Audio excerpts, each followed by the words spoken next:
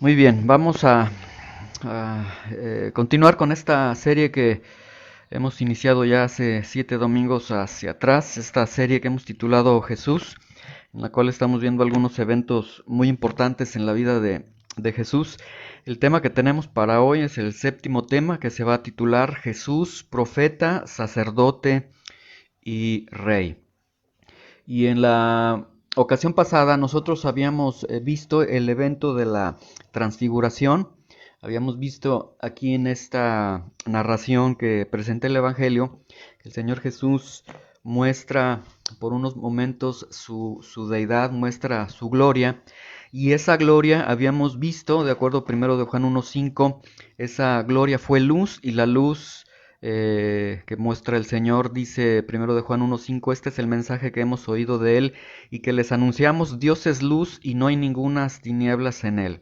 Esa luz que resplandece del Señor Jesús es una luz que nos exhibe, que nos hace ver todo lo que hay en nuestras vidas y que no podemos nosotros ocultar nada delante de esa luz. Hoy vamos a ver otro evento en la vida del Señor Jesucristo que es conocida como la entrada triunfal. Vamos a Mateo capítulo 21, versículo 1. Mateo capítulo 21, en el versículo 1. Y antes de darle lectura, vamos a orar para que Dios pueda hablarnos en esta mañana. Señor, te damos muchas gracias en esta mañana por tu presencia, por la oportunidad que nos das de exaltar tu nombre, de glorificarte a ti, Señor. Te pedimos hoy, Señor, que puedas hablarnos a través de tu palabra, Señor, que uses tu palabra, Señor, y que a través de la guianza de tu Espíritu Santo nos ayudes a trazar adecuadamente la Escritura y podamos ser bendecidos por tu palabra, Señor. En el nombre de Jesús te lo pedimos. Amén. Muy bien. Mateo capítulo 21, versículo 1, por favor. Como les comentaba, el día de hoy vamos a ver este evento que se conoce como la entrada triunfal del Señor Jesucristo. Mateo capítulo 21, versículo 1. ¿Listos? ¿Ya lo tenemos? Dice lo siguiente: Cuando se acercaron a Jerusalén, vinieron a Betfagé, al monte de los olivos, y Jesús envió 2 discípulos.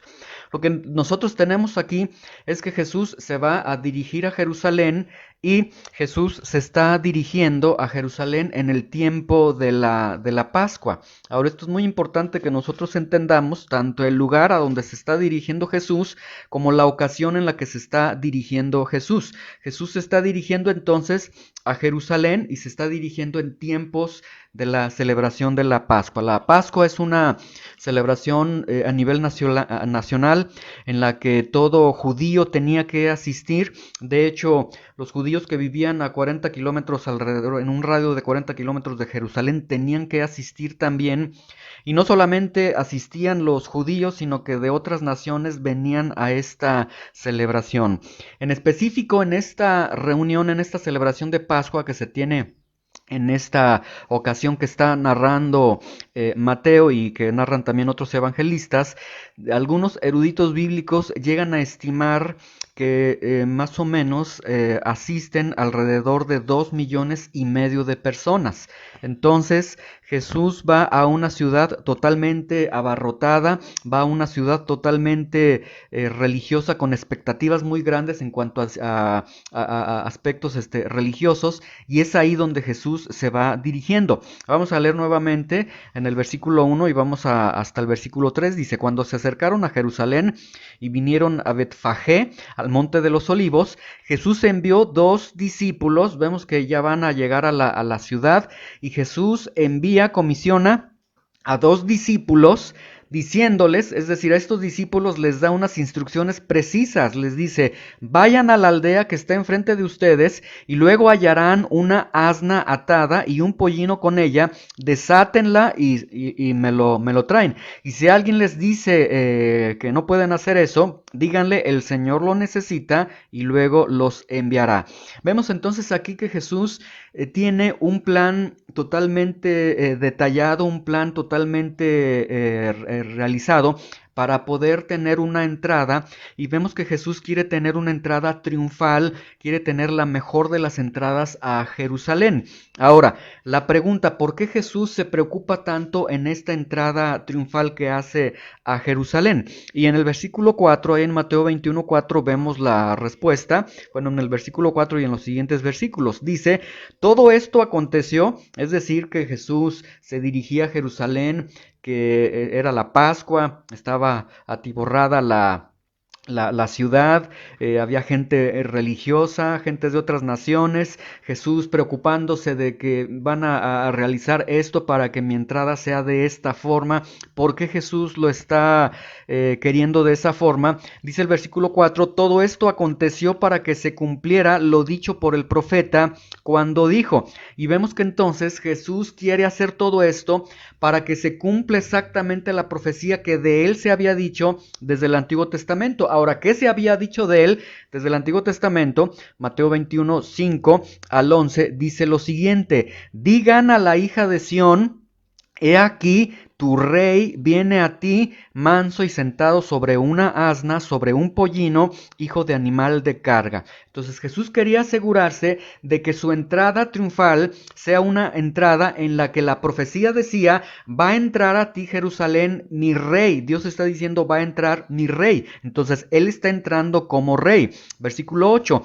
Y la multitud, que era muy numerosa, que estamos hablando aproximadamente de 2,5 millones de personas, esta multitud en esta ciudad tendía sus mantos en el camino, y otros cortaban ramas de los árboles y las tendían en el camino. Este suceso no se había dado en toda la historia del Antiguo Testamento, en los 430 años de silencio que se tuvo entre el Antiguo y el Nuevo Testamento, y sin embargo aquí vemos que una multitud numerosa. Mateo solamente dice una multitud numerosa, pero bueno, si tenemos este dato de que se tiene una afluencia de 2,5 millones de personas, entonces podemos ver que eran cientos y miles de personas quienes están haciendo esto. Versículo 9, y la gente que iba delante y la que iba detrás clamaba diciendo: Hosana al Hijo de David. Vean, la gente, las personas lo están reconociendo como el Hijo de David. Bendito el que viene en el nombre del Señor. Están reconociendo que Él es el enviado entonces de Dios. Hosana en las alturas. Cuando entró Jesús en Jerusalén, toda la ciudad se conmovió, y se conmovió toda la ciudad al grado que la gente se preguntaba y decía: ¿quién es este? Versículo 11, y la gente daba una respuesta: este es Jesús, el profeta de Nazaret de Galilea. Entonces ellos pueden ver a Jesús como profeta. Ya vimos que la profecía dice: hija de Sión, he aquí viene tu rey. Entonces rey y profeta está entrando a la ciudad de Jerusalén, y Jesús entra de una manera totalmente triunfal. Ahora, ¿por qué es esta entrada de Jesús tan planeada, tan diseñada? ¿Por qué es triunfal? Algunos dicen: no, es que es triunfal porque gritaron, le aplaudían, etcétera. No, es triunfal porque se está cumpliendo la profecía. Ahora, aquí hay un dato muy importante, un contexto que nosotros necesitamos entender para que comprendamos la magnitud que tiene esta entrada triunfal. En la teología, en la vida de Jesús, existe un aspecto que se denomina los secretos mesiánicos. Estos secretos mesiánicos consisten en que muchas veces durante todo su ministerio Jesús les prohibía que hablaran abiertamente de él. A veces él iba a alguna ciudad, sanaba a alguien, y estas personas querían ir a compartir el evangelio, y Jesús les decía: no, no, ve nada más al sacerdote, muéstrate al sacerdote, no les digas quién soy. Y esto Jesús lo hizo constantemente. Entonces ahí pareciera ser una contradicción. Bueno, Jesús, vienes a predicar el evangelio, y a mí que me has tocado, a mí que me has sanado, quiero yo predicar el evangelio y me dices que no hable de ti. ¿Por qué? ¿Por qué no quieres que lo haga? Y esto, como les digo, son los llamados secretos mesiánicos. Ahora, ¿por qué Jesús en su ministerio insistía en estos secretos mesiánicos, porque Jesús no permitía que hablaran de él cuando la plática redundaba en él, porque él decía, no es el momento de mostrarme de manera completa. Y la respuesta es porque las personas tendrían un entendimiento incompleto, un entendimiento incorrecto de quién era Jesús. Todo judío, en la mente de todo judío, el Mesías era alguien que vendría a quitarles el yugo de Roma, y entonces, en consecuencia, el Mesías tendría que ser alguien poderoso, tendría que ser un guerrero, y capítulos que nos habla del Mesías sufriente, del siervo sufriente en el Antiguo Testamento, en el libro de Isaías, ellos no lo podían entender, era algo difícil de entender para ellos, porque ellos entendían que entonces el Mesías sería alguien grande, alguien glorioso y un verdadero libertador en la cuestión política, en la cuestión militar.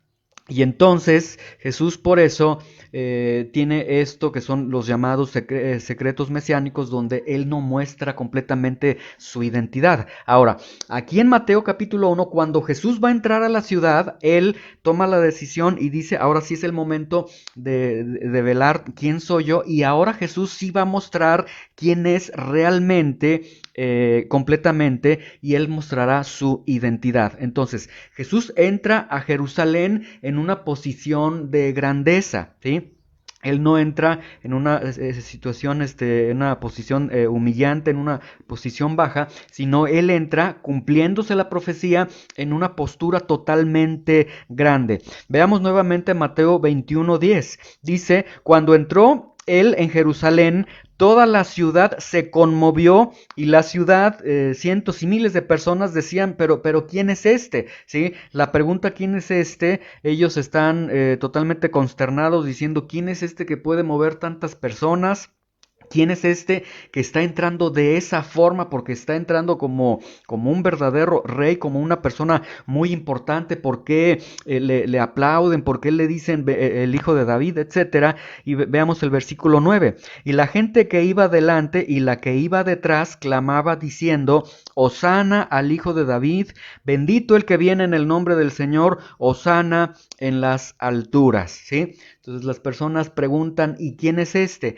Y de la misma gente surge una respuesta. Vean el versículo 11. Y la gente decía, este es Jesús, el profeta de Nazaret de Galilea. El pueblo lo está reconociendo como un profeta de Dios y están recibiéndolo como un profeta, ¿sí? El último profeta o el profeta contemporáneo que ellos habían tenido sería Juan el Bautista, el cual lo han tenido después de 430 años. Entonces es un evento muy grande para los judíos, para la nación en Israel, el hecho de decir contamos con un profeta el día de hoy. Y en el versículo 5, como leímos hace unos momentos, digan a la hija de Sión, he aquí tu rey viene a ti. Y entonces tenemos en esta entrada triunfal dos elementos que se están mencionando en la obra que Jesús cumple en su vida, su obra como rey y su obra como profeta, ¿sí? Pero aunque aquí la escritura nos está hablando de que viene el rey anunciado en la profecía, y que las personas dicen, él es el profeta, nosotros vemos que Jesús cumplió en su vida tres oficios. Fue el oficio de profeta, el oficio de sacerdote y el oficio de rey. Esto en la teología se conoce como el munux trupex, que significa los tres oficios manifestados por Jesús. Jesús entonces en su vida, él cumple el oficio de profeta, el oficio de sacerdote y el oficio de rey. Ahora, estos oficios que tenemos en el Antiguo Testamento, para que podamos entenderlos, cómo Jesús los asume y los cumple en su persona, rey, profeta y sacerdote, en el Antiguo Testamento se cumplían de una manera siendo mediadores. ¿Por qué decimos que siendo mediadores? Porque tanto el profeta era un mediador entre el pueblo y Dios, y era el vocero de Dios. El sacerdote era también un mediador entre Dios y el pueblo, él era el que realizaba los sacrificios, y el rey también, él no tenía gobierno por su propia cuenta, sino que era puesto por Dios. Entonces también él era una especie de mediador entre el pueblo y Dios. Entonces Jesús asume estos estos oficios de rey, profeta y sacerdote también los asume en una calidad de mediador. Primero de Timoteo capítulo 2 versículo 5, rápidamente vamos a buscarlo, nos vamos a estar moviendo en varios pasajes para que sean un tanto rápidos en la escritura. Primero de Timoteo capítulo 2 versículo 5 nos dice lo siguiente: porque hay un solo Dios y un solo mediador entre Dios y los hombres, Jesucristo hombre, ¿sí? Hay un solo mediador. Ahora, estos oficios, como yo les decía, por ejemplo, los profetas tenían esta función mediadora, una función mediadora entre el pueblo y Dios, ¿sí? Ellos siempre anunciaban la palabra de Dios, lo que Dios les hablaba a ellos, y lo decían con el prefijo así dice el Señor, que es una usanza que se tenía en algunos reinos donde decían así dice el rey. Los profetas utilizaban esta voz de autoridad y cuando hablaban de parte de Dios al pueblo, es decir, entre Dios y el pueblo, ellos decían así dice el Señor, y ellos realizaban entonces esta función mediadora. Ellos revelaban la palabra de Dios. Los sacerdotes también tienen esta función mediadora, están entre Dios y el pueblo. Ellos cubrían deberes religiosos y principalmente su función principal era el presentar las ofrendas delante de Dios. Ahora, la distinción que tenemos de los profetas del Antiguo Testamento con Jesús como profeta, dicen los teólogos, la distinción que se tiene entre estos profetas y Jesús como profeta son los elementos de la profecía, elementos objetivos de la profecía, elementos subjetivos de la profecía. En los profetas del Antiguo Testamento tenemos elementos objetivos. ¿Qué es un elemento objetivo? Un elemento objetivo es el objetivo de la profecía. Todos los profetas en el Antiguo Testamento se dirigían a Jesús. Jesús era el objeto de su profecía. Y en Jesús nosotros tenemos un elemento subjetivo, donde Jesús no apunta a nadie más, sino que Jesús apunta a sí mismo. Entonces, esta es la distinción que tenemos entre los profetas del Antiguo Testamento. Los profetas del Antiguo Testamento anunciaban a Jesús y Jesús, él se anunciaba a sí mismo porque él era la profecía de Dios, la palabra de Dios, ¿sí? Ahora, los sacerdotes también tenían ciertas funciones, tenían funciones objetivas, funciones subjetivas. Las funciones objetivas de los sacerdotes era el ofrecer los sacrificios, y las funciones subjetivas tenía que ver con los requisitos de santidad que ellos tenían que cumplir. En Jesucristo vemos que Él cumple también estos elementos objetivos y subjetivos, su vida de obediencia al Padre y su vida en la que Él no presenta ofrendas, sino que Él mismo es la ofrenda. Los reyes en el Antiguo Testamento también son mediadores entre Dios y el pueblo. Ellos no tenían gobierno propio, ellos tenían el gobierno que Dios les había delegado, ellos tenían que dar cuentas a Dios por su reinado, pero nosotros vemos que en este aspecto del ejercicio del reinado, los reyes comenzaron a corromperse y cada quien seguía sus propios caminos. Entonces el reino se hizo corrupto y la profecía vino que algún día Dios restauraría el reino, ¿sí? Entonces a ese oficio de reino, de rey, es al que Dios se estaba refiriendo, ¿sí? Ahora, entonces Jesús cumple estos tres oficios de profeta, de sacerdote y de rey. Ahora, para un judío esto le ocasionaba muchos problemas. Para nosotros lo leemos de una forma a veces muy simbólica, pero vamos a ver el día de hoy que realmente, literalmente Jesús fue rey, profeta y sacerdote. Para los judíos les ocasionaba muchos problemas porque ellos cuestionaban cómo puede ser posible que Jesús sea sacerdote, que sea profeta y que sea rey a la vez. Nadie puede ser profeta, sacerdote y rey a la vez. Y vamos a dar respuesta de que realmente Jesús sí lo cumplió.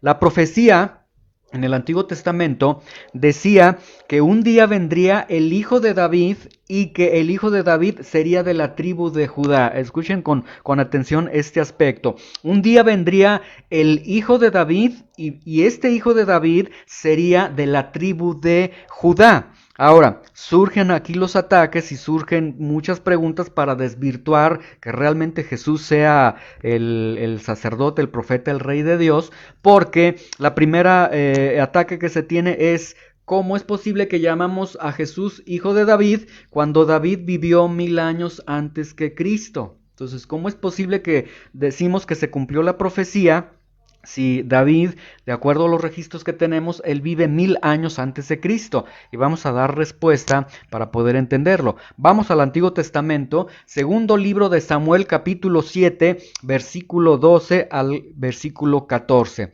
Segundo de Samuel, capítulo 7, versículo 12. Y vamos a ver que aquí se presenta una profecía en la que se estaba hablando de que vendría el rey Mesías, el hijo del Mesías de Dios, y que él sería un rey que Dios estaría levantando, ¿sí? Muy bien. Segundo de Samuel, capítulo 7, versículo 12. Dice, cuando tus días sean cumplidos y duermas con tus padres, yo levantaré después de ti a uno de tu linaje. Y ahí está la profecía. Yo voy a levantar después de ti a uno de tu linaje, el cual procederá de tus entrañas y afirmaré su reino.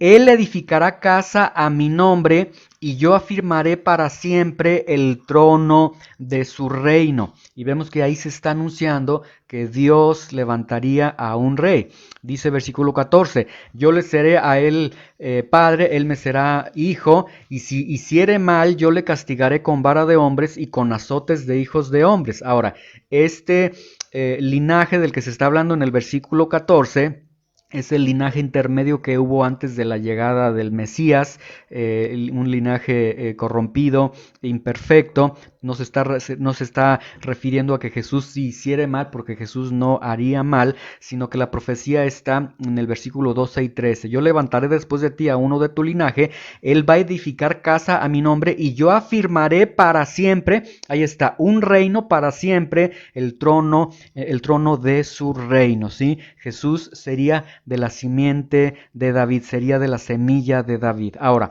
vámonos rápidamente a Mateo capítulo 1 y vamos a ver entonces, tenemos la profecía, segundo de Samuel 7, 12 al 14, donde Dios está diciendo, yo voy a firmar un rey, el reinado de este rey será permanente. Ahora, vamos a Mateo capítulo 1, versículo 1, y vamos a ver algunos versículos para que podamos ver que se cumple algo muy importante para los judíos como son las genealogías. Versículo 1 dice, libro de la genealogía de Jesucristo, hijo de David, hijo de Abraham. Vean que en la genealogía dice que Jesús es hijo de David.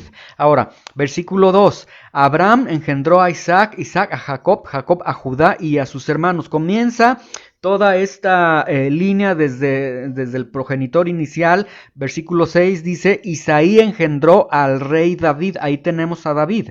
Y el rey David engendró a Salomón, de la que fue mujer Urías. Y Jacob engendró, y ahí nos vamos con toda esta línea, hasta donde dice, y Jacob engendró a José, quien fue marido de María, de la cual nació Jesús llamado el Cristo. Tenemos una conexión entre José, el marido de María, y David, porque José entonces viene de una línea de David. Y entonces ahí tenemos esta expresión, el hijo de David. Ahora, en este libro de las genealogías, llamado el Biblios Geneseos, eran documentos públicos.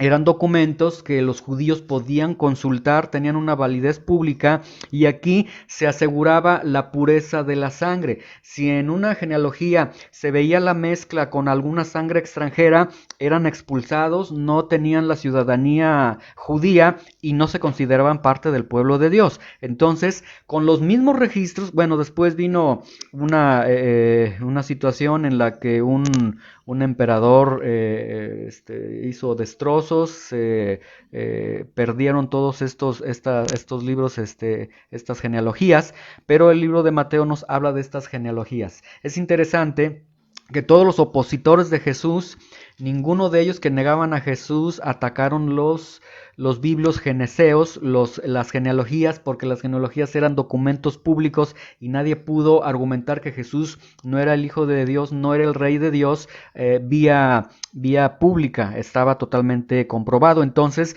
vemos que Jesús cualificaba para ser el Rey de Dios porque él era el Hijo de David. Ahora, otro aspecto, la profecía decía que él tenía que pertenecer pertenecer a la tribu de Judá, ¿sí? Y nosotros vemos que David pertenecía en el Antiguo Testamento, que David pertenecía precisamente a la tribu de Judá. Entonces se cumple todo esto. Les leo nada más. Génesis 49:10 dice: no será quitado el cetro de Judá, ni el legislador de entre sus pies, hasta que venga Silo, y a él se congregarán los pueblos. Entonces Jesús viene de David y Jesús viene de la tribu de Judá. Entonces tenemos que él cualifica para ser el rey de Dios. Y otro ataque que se tiene es, dicen, bueno, ¿por qué si Jesús desciende de María y es esposo de José? O sea, José sí desciende de Isaí. Nos vamos hacia la genealogía y vemos que sí viene de David,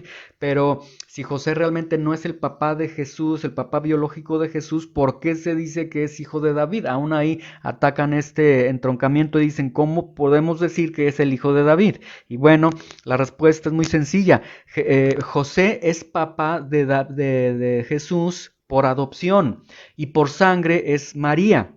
Pero cuando se dice la expresión hijo de David, tiene que ver a la referencia del título mesiánico de acuerdo a lo que se profetizó. Es decir, entonces encuadra al ser, aunque sea un papá adoptivo, está dentro ya de la genealogía y se puede considerar incluso ya hasta civilmente el hijo de David. Entonces se cumple que es el hijo de David. Y Jesús cumple entonces ser hijo de David y ser de la tribu de Judá. Y viene otro ataque y dicen, ok, dicen los judíos, está bien, vamos a pensar que sí, Jesús entonces es rey, pero no puede ser sacerdote, porque de acuerdo al Antiguo Testamento los sacerdotes tenían que ser solamente de la tribu de Leví, tenían que ser de acuerdo a la orden levítica, y Jesús es de la tribu de Judá. Entonces Jesús no puede ser sacerdote, y tenemos la respuesta que sí puede ser sacerdote. Vamos a Hebreos capítulo 7:17. Jesús ciertamente en su genealogía no desciende de la tribu de Leví, lo cual sí en primera instancia estaríamos diciendo no puede ser sacerdote, pero vamos a ver de qué tribu o de qué orden es la que viene el Señor Jesús. Hebreos capítulo 7, versículo 17. Pues da testimonio de él, tú eres sacerdote para siempre según el orden de Melquisedec. Y ahí tenemos la respuesta. La orden sacerdotal de Melquisedec, de acuerdo al Antiguo Testamento y al Nuevo Testamento, es mayor que la orden levítica. Jesús no es de la orden levítica, sí, ciertamente, pero eso no lo incapacita para ser sacerdote, porque él pertenece a la orden sacerdotal de Melquisedec, la cual es superior a la levítica. Ahora vamos a ver el versículo 1 y 2 de Hebreos capítulo 7, versículo 1 y 2, para que podamos ver que esta orden es totalmente superior a la levítica. Dice: porque este Melquisedec, rey de Salem, sacerdote del Dios Altísimo, que salió a recibir a Abraham, que volvía de la derrota de los reyes, y le bendijo, a quien asimismo dio a Abraham los diezmos de todo, cuyo nombre significa primeramente rey de justicia y también rey de Salem, esto es, rey de paz. Y de acuerdo a esta narración, nosotros vemos que Abraham le dio los diezmos a Melquisedec, y que Melquisedec bendijo a Abraham. Y en el Antiguo Testamento tenemos que el mayor bendecía al menor y el menor daba los diezmos al mayor. Entonces tenemos que el sacerdocio del cual pertenece Jesús es un sacerdocio que sobrepasaba a todo el sacerdocio levítico del Antiguo Testamento. Entonces Jesús también cualificaba para ser sacerdote, y Jesús entonces por eso decimos que él ejercía su función de profeta y su función de sacerdote y su función de rey. Ahora, en la entrada triunfal, una de las funciones o de los oficios de Jesucristo que se acentúa de una manera muy prominente es la de rey. Vamos nuevamente a Mateo capítulo 21, vamos ahora al versículo 4. Mateo capítulo 21, versículo 4 y versículo 5. Vamos a ver que en esta entrada triunfal que el Señor Jesucristo tiene, se hace un fuerte énfasis en este oficio de rey. Mateo capítulo 21, versículo 4 y versículo 5. ¿Listos? Dice, todo esto aconteció para que se cumpliese lo dicho por el profeta cuando dijo, digan a la hija de Sión, he aquí tu rey viene a ti.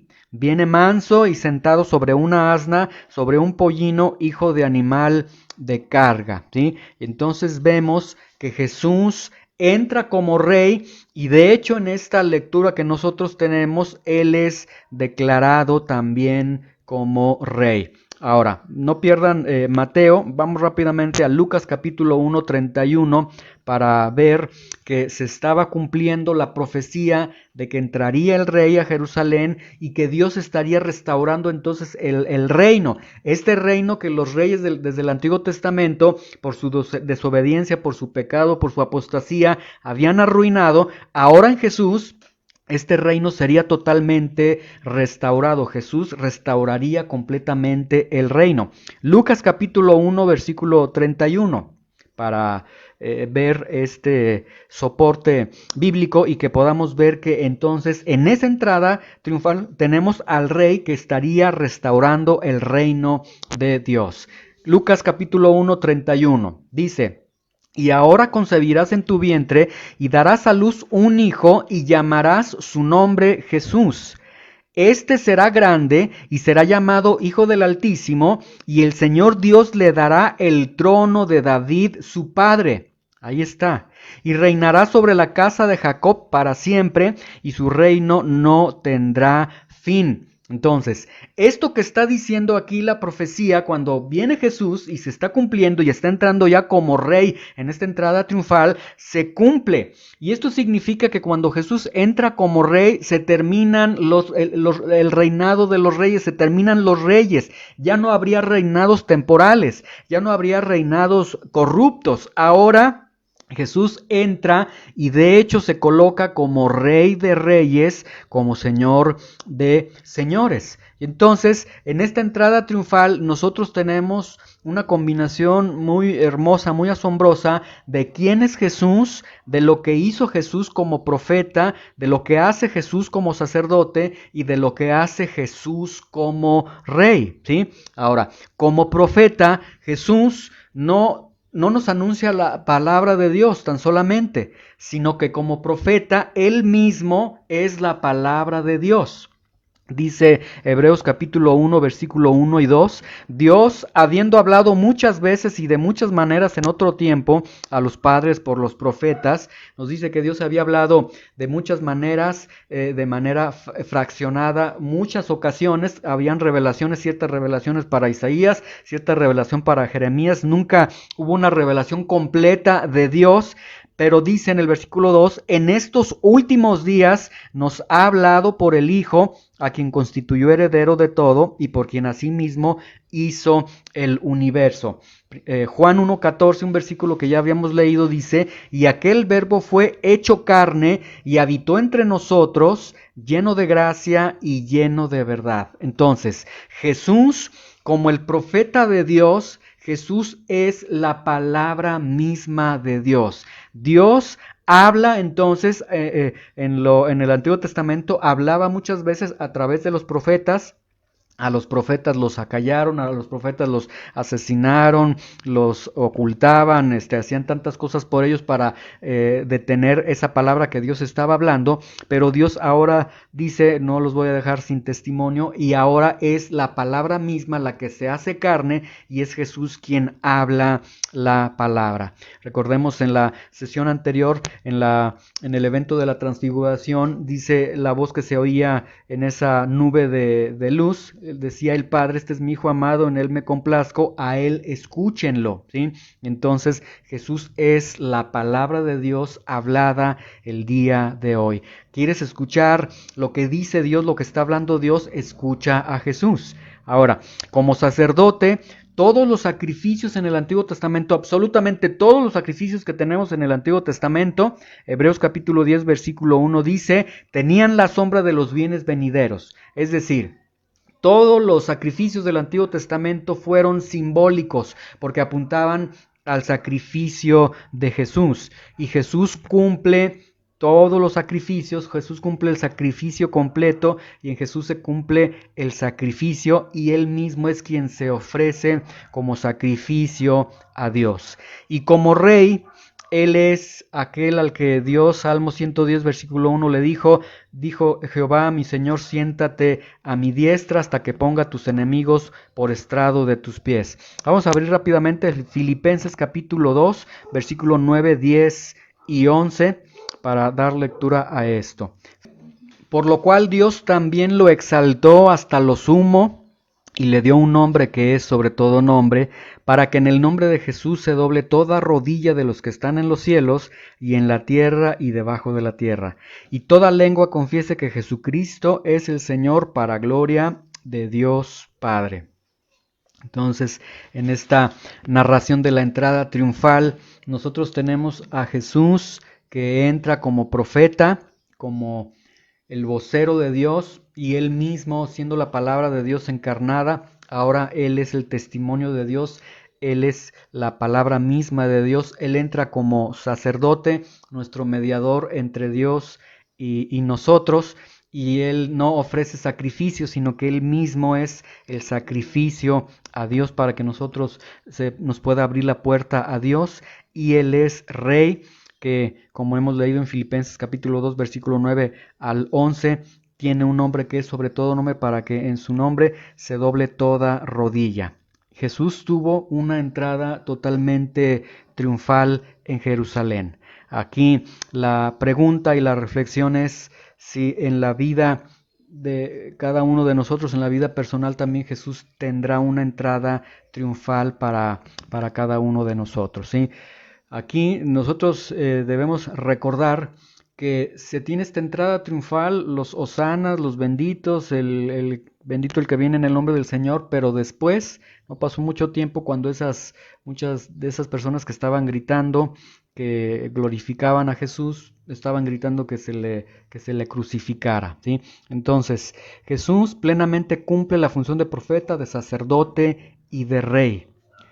La pregunta, como les dije hace unos momentos, es si Jesús es en nuestras vidas el profeta de Dios, el sacerdote de Dios y el rey de Dios, ¿sí? Vamos a orar.